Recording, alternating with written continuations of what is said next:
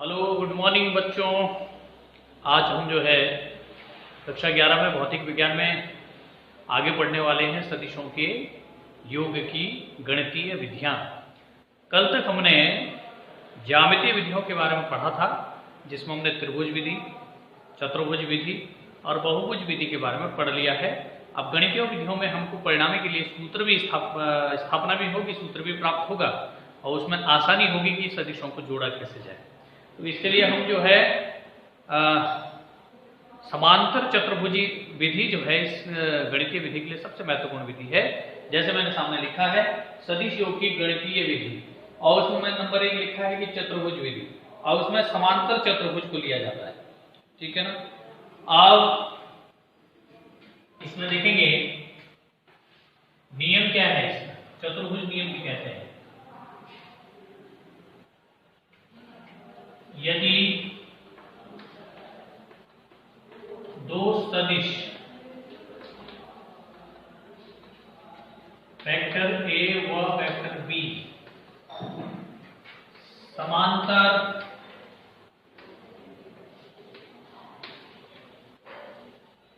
चतुर्भुज की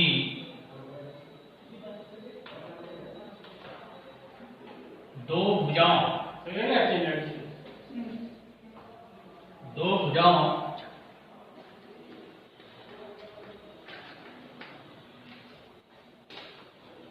द्वारा परिमाण और दिशा में व दिशा में निरूपित किए जाते हैं तो उनका परिणामी यानी कि टोटल परिणामी सदिश कैपिटल R रिजल्टेंट परिमाण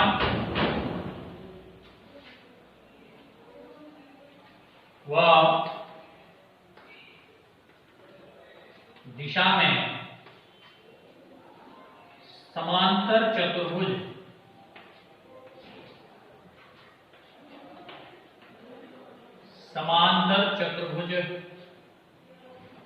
के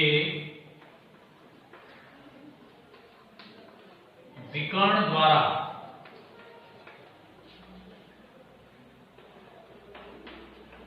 जो उन भुजाओं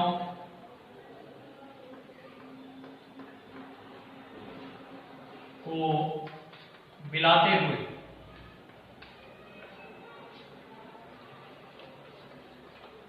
हुए खींचा गया है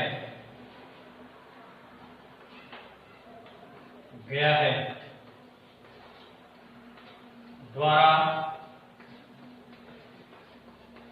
निरूपित होगा। इसको हम चतुर्भुज नियम कहते हैं। देखिए बहुत सरल है। चतुर्भुज नियम क्या कह रहा है? यदि दो सदिश A व B समांतर चतुर्भुज की दो भुजाओं द्वारा परिमाण व दिशा में निरूपित किए जाते हैं तो उनका परिणामी यानी कि उनका जो योग है, टोटल है, सदिश कैपिटल R परिमाण और दिशा में समांतर चतुर्भुज के विकर्ण द्वारा जो उन भुजाओं को मिलाते हुए खींचा गया है निरूपित होगा। द्वारा दो बार हो गया, निरूपित होगा। ठीक है, आज पूर्ण हो गया। कैसे कर दीजिए, ये आपके पास कोई समांतर चतुर्भुज है।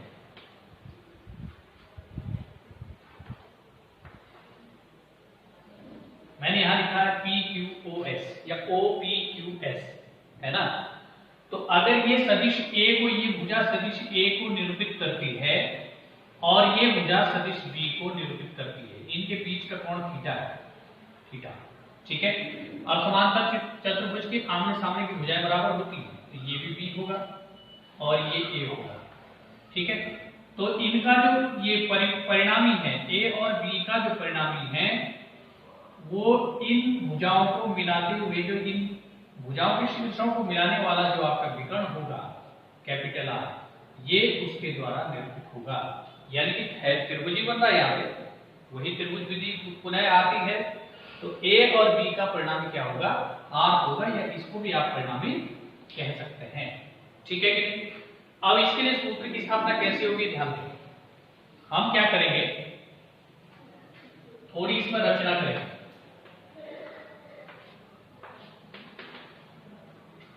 भुजा ओपी को बढ़ाकर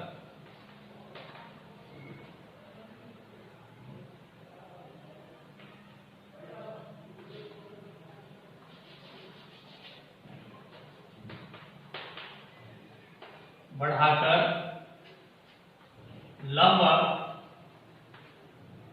ऐसे इसको बढ़ाएंगे, इसमें एक लंब डाल देंगे, ये ई हो गया, ये कोण हो जाएगा थीटा, क्योंकि एकांतर कोण है, तो ये कोण और ये कोण एक जैसा है। ठीक है, लंब क्यू ई डाला। ठीक है जी, हमने रचना कर दी। इस ओपी भुजा को आगे बढ़ाया और लंब इस पर जो है क्यू ई हमने डाल दिया। ठीक है ना। अब क्या करेंगे, देखिए हमने सूत्र की स्थापना करनी है, ए और बी को जोड़ना है। हमने जो भुजा ओ पी थी उसको ई तक बढ़ाया और यहाँ पे लंब डाल दी, ये क्या हो गया, समकोण हो गया, क्योंकि लंब डाला तो यहाँ समकोण बनेगा। ठीक है, अच्छा, तो जो भुजा ओपी है वो है vector A, OP vector A है, पी क्यू बी है, पी क्यू क्या है, वेक्टर बी है, ये इसको निरूपित कर रही है। और आर क्या है, ओ क्यू, ओ क्यू किसको निरूपित कर रहा है, आर को। ठीक है, समकोण त्रिभुज, समकोण त्रिभुज कौन सा, ओ ई क्यू, बड़ा सा त्रिभुज दिख रहा होगा, ओ ई और क्यू में पाइथागोरस प्रमेय से, पाइथागोरस प्रमेय से ये जो ओ ई क्यू बड़ा सा यहां पे दिख रहा है, इसमें हम पाइथागोरस प्रमेय लगाएंगे। यहां बना रहा हूं, देखिए ओ ई और क्यू, इस त्रिभुज में हम पाइथागोरस प्रमेय लगाएंगे तो कर्ण है ओ क्यू, ओ क्यू का स्क्वायर, कर्ण का स्क्वायर बराबर लंब का स्क्वायर, ई क्यू का स्क्वायर और प्लस आधार ओ ई का स्क्वायर। देख रहे होंगे, ओ ई का स्क्वायर। लेकिन जो भुजा ओ ई है, ओ क्यू का स्क्वायर बराबर ई क्यू, ओ ई जो भुजा है, ई क्यू तो ऐसे रहेगा, ओ ई जो भुजा है वो भुजाओं से मिलकर बनी है, ओपी प्लस पी का होल ऑफ स्क्वायर। अब यहां देखेंगे, ओ क्यू का स्क्वायर बराबर ई क्यू का स्क्वायर प्लस यहां बनेगा ए प्लस बी का होल स्क्वायर वाला फॉर्मूला, ए प्लस बी का होल स्क्वायर फॉर्मूला लगाएंगे, A square plus B square plus 2ab, ये यहां पे बन गया। ठीक है, इसको थोड़ा आगे लेंगे, क्या हो जाएगा, ओ क्यू का स्क्वायर बराबर, ओ क्यू का स्क्वायर बराबर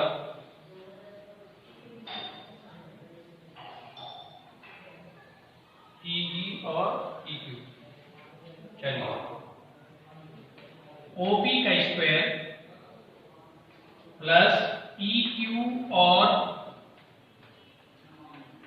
पीई का स्क्वायर, ये मैं एक साथ ले रहा हूं, जोड़ में आगे पीछे ले सकते हैं। अब plus 2 into OP into PE, ये हमने ले लिया। तो मेरे को इसको मिटाने की जरूरत पड़ेगी, तो मैंने ऊपर नियम लिया था, इसको आप थोड़ा ध्यान दें, वीडियो को बार बार देखेंगे तो ये मामला समझ में आ जाएगा। ये हो गया समीकरण नंबर 1। ठीक है, अब मैं यहां से ऊपर जा रहा हूं, आप लोग देखेंगे, देखिए पुनः त्रिभुज, ये जो छोटा सा त्रिभुज है PEQ, क्यू में Pythagoras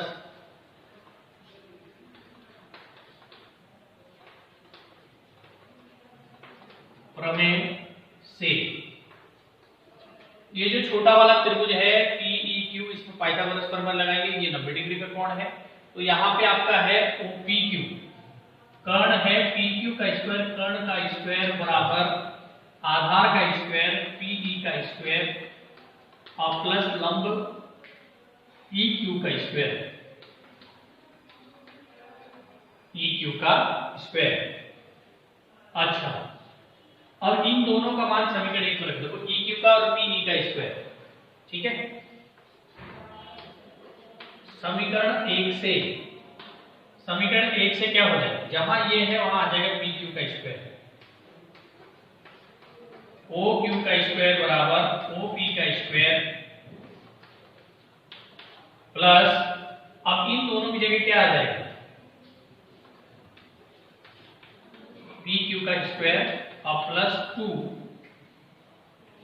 into OP into PE, ये हो गया समीकरण नंबर 2। जहां पे EQ और PE था वहां पे हमने PQ लिख दिया, ठीक है। त्रिभुज ये ऊपर वाला है, PEQ में cos थीटा लगाएं, cos थीटा बराबर होता है आधार बटे कर्ण, आधार क्या है इसका PE और कर्ण क्या है PQ, ठीक है। यहां से PE का मान निकालो, तो PE बराबर हो जाएगा PQ cos थीटा, ठीक है। समीकरण 2 में रखने पर,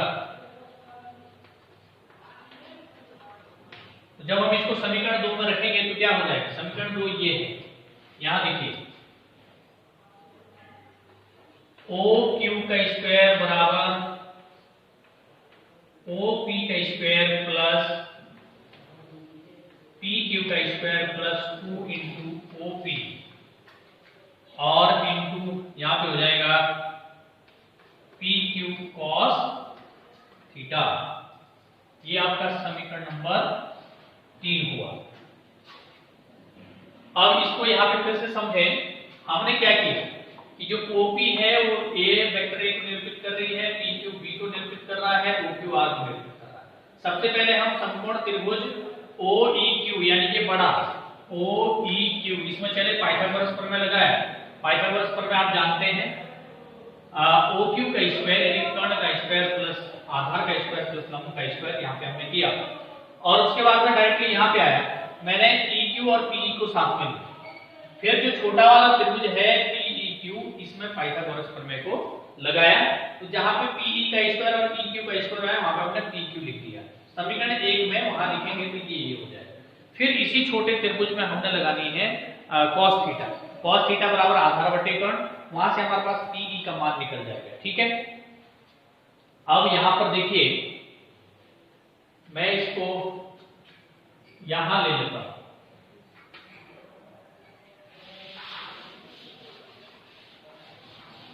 ठीक है ना, समीकरण नंबर 3।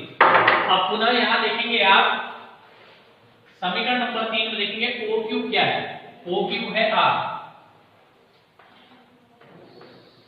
समीकरण 3 से OQ है R बराबर, फिर क्या है OP, OP है A,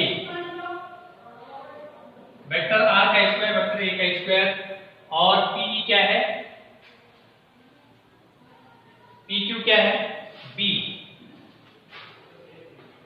वेक्टर B का square plus 2 into A vector B cos theta. यहां से R का मान निकालें, R बराबर वेक्टर R बराबर अंडर रूट ये वेक्टर A का स्क्वायर प्लस वेक्टर B का स्क्वायर और plus 2 vector A cos theta दिशा को बताया, तो यहाँ से हमारे पास सूत्र की स्थापना हो गई। जब आप दो वेक्टरों को जोड़ेंगे तो इतना आपका जो है जोड़ निकलेगा, परिणाम इतना निकलेगा, ठीक है, जहाँ पे थीटा दिया हुआ रहेगा। तो ये चतुर्भुज विधि है, बहुत ही सरल विधि है। इसमें आप क्या देखेंगे, देखिए इसमें सबसे पहले हमने लिखा था कि भाई चतुर्भुज नियम क्या है कि यदि दो वेक्टर जो है ए और बी समांतर चतुर्भुज की भुजाओं को निरूपित करते हैं तो उनका परिणामी समांतर चतुर्भुज का विकर्ण होगा। अब हमने इसके लिए सूत्र की स्थापना कर दी। हमने सामने लिखा कि OPA को निरूपित कर रही है PQ बराबर P और OQ बराबर R। फिर हमने रचना की थी, आपको याद होगा, बोर्ड पे देखेंगे आप लोग, रचना की थी कि हमने भुजा OP को आगे बढ़ाया और एक लंब QE हमने यहाँ पे डाल दिया। फिर भी ये बड़ा सा त्रिभुज है OE और Q, मैंने ऊपर बना रखा OE और Q, इसमें पाइथागोरस प्रमेय को लगाएंगे। तो जब पाइथागोरस प्रमेय को लगाएंगे तो क्या हो जाएगा, OQ का स्क्वायर, जो आप इससे पहले पढ़ चुके हैं, चलिए मैं इसकी PDF आपको भेज दूंगा, OQ का स्क्वायर और यानी कर्ण का स्क्वायर बराबर लंब का स्क्वायर धन आधार का स्क्वायर। वहां से हमने समीकरण नंबर 1 बनाया ये। तो हमें फिर हमने जो है जो वहां पे भुजा OE थी उसको दो भागों में बांट दिया, A + B का फॉर्मूला लगवाया, ठीक है, और उसके बाद हमने EQ और PE को साथ में लिया। फिर छोटे वाले त्रिभुज जो है त्रिभुज PEQ में पाइथागोरस प्रमेय को लगाया। वहां से हमने PE का स्क्वायर प्लस EQ का स्क्वायर, उसकी जगह PQ का स्क्वायर हम लिख सकते हैं। आप पाइथागोरस प्रमेय लगाएंगे तो हम समझ में आ जाएगा। समीकरण 1 में रखेंगे तो समीकरण 1 से हो जाएगा OQ का स्क्वायर बराबर OP का स्क्वायर प्लस PQ का स्क्वायर और प्लस 2OPPE, समीकरण नंबर 2। और फिर पुनः जो छोटा त्रिभुज है जो हमने रचना करके बनाया था उसमें हम cos थीटा लगाए। तो त्रिभुज PEQ में cos थीटा बराबर था आधार बटे कर्ण और PE बटे PQ। अब यहां से PE का मान निकालेंगे, PE बराबर हो जाएगा PQ cos थीटा। समीकरण 2 में रखने पर, तो समीकरण 2 में जब हम रखेंगे इसको तो OQ का स्क्वायर बराबर हो जाएगा OP का स्क्वायर प्लस PQ का square plus 2OP into PQ cos theta. ये समीकरण नंबर 3 हो गया। अब समीकरण नंबर 3 में क्या करेंगे, देखिए जो OP का मान है वो A है, PQ का मान B है, QR का मान R है, सभी रखेंगे तो R बराबर हो जाएगा A square plus B square plus 2AB cos theta. और जब आप वहां से स्क्वायर को हटाओगे तो आपको मिलेगा R बराबर under root A square plus B square plus 2AB cos theta. तो ये दो वेक्टरों के योग के लिए परिणामी सूत्र आपके पास जो है यहाँ पे आ गया है। और इसको मैं PDF में करके भेज दूंगा सामने, क्योंकि बार बार मिटाने की जरूरत पड़ी तो समझने के लिए वीडियो का इस्तेमाल करेंगे। और बाकी इसको डेरिवेशन को कैसे करना उसके लिए मैं आपको अभी PDF सेंड करता हूँ। तो फिलहाल आज के लिए इतना ही, धन्यवाद।